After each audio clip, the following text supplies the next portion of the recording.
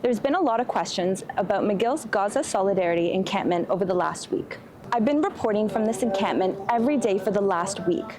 I'll tell you the things I've seen, address the allegations, and share with you what students are asking for.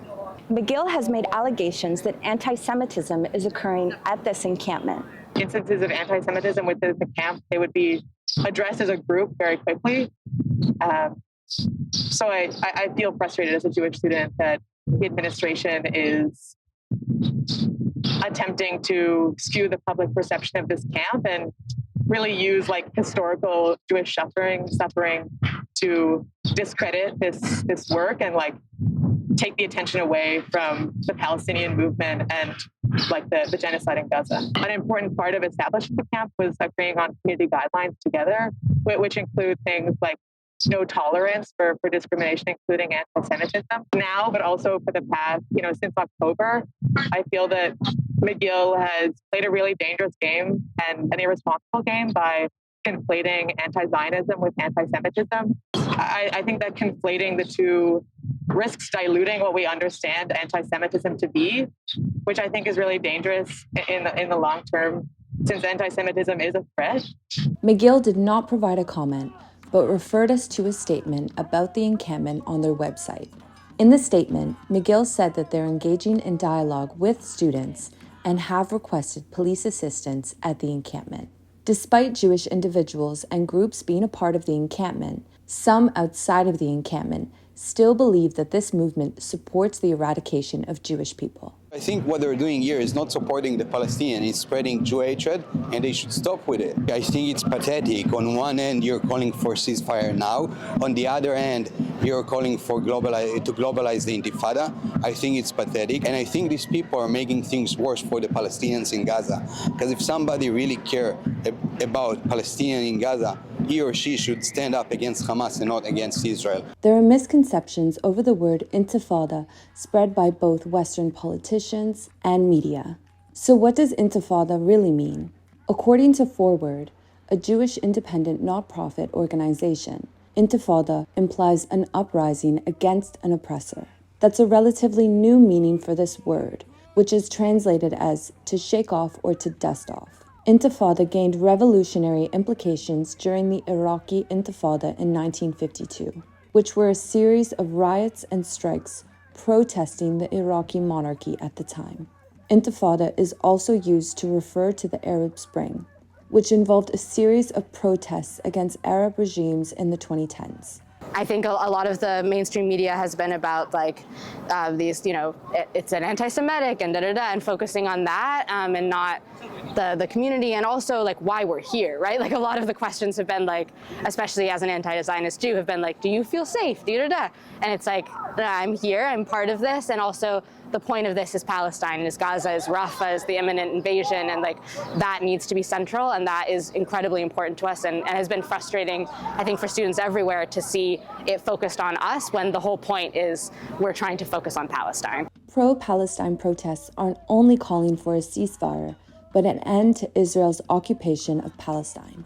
This encampment is a show of solidarity with our people in Gaza. They are being genocided actively as we speak. As we approach 7 months of Israel's bombardment of Gaza, more than 34,000 Gazans have been killed, many of whom are women and children. But violence extends to the West Bank, as more than 8,000 arrests have been made by the Israeli military since October 7th. More than 1,100 Israelis were killed, with dozens still being held hostage, as ceasefire and hostage exchange deals for both the Palestinians held in prison by Israel and Israelis taken by Hamas have not been settled. Many Jewish individuals and members of independent Jewish voices that I've interviewed since October have said that the violence imposed on Palestinians in the name of Judaism is dangerous to Jewish people, as they repeat, not in our name. A common misconception that's been spread about McGill's encampment is that it's only McGill and Concordia students in the encampment, but University of Montreal, UQAM, and Dawson students are there as well. I think it's just because we're on McGill campus, there's a lot of focus on the Anglophone part of it, which makes sense. But the Francophone associations have also been here. We've been here since day one. So why have students set up this encampment, and what exactly are they asking for from their universities? We are united to camp to continue this movement that's happening and demand divestment by Concordia and McGill administrations from deals that fund the genocide in Gaza and the colonization of Palestinians in general. McGill and Concordia both have deals with private companies such as Lockheed Martin, BMO. BMO, for example, they have the third biggest investor is Elbit Systems, who is the biggest drone manufacturer for the IDF. Lockheed Martin, they manufacture weapons for the IDF.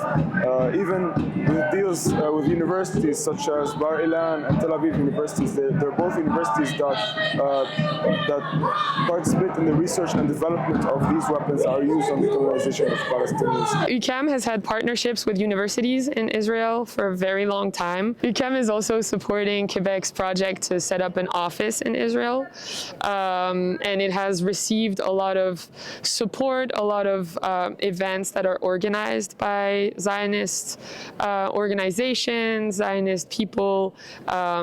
So that's something that we would really like to stop. By demanding for the boycott, divestment, and sanctions, and demanding the cutting ties with the Zionist entity, economic ties, we're applying economic pressure on the army, on the government, on the Zionist entity as a whole. If multiple universities are complicit in the violence that Israel is imposing on Palestine, as these students say, then why aren't they protesting on their own campus? McGill University is a huge university. It's like one of the biggest, if not the biggest university in Canada. It's the equivalent kind of Columbia in the US. And I think starting it from McGill is very symbolic, so that it would create a domino effect across Canada, just like it did in the US. And we're hoping that would happen. And let's see what happens in the next few days. Since I spoke with Salman, multiple encampments have popped up across Canada, including at the University of British Columbia, the University of Toronto, and the University of Ottawa.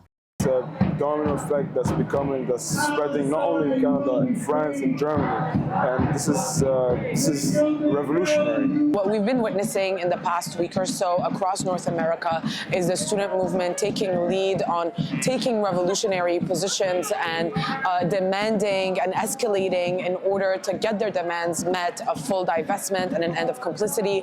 This began in Columbia University in New York, which follows in the footsteps of the 1968 sit-ins and protests that also occurred in Columbia University at a similar time that were protesting the Vietnam War. There have been concerns that a forced eviction imposed by Montreal police officers may come at any moment. And in the last few days, 2 McGill students tried to file an injunction in court to have this encampment removed. Yet the encampment still stands.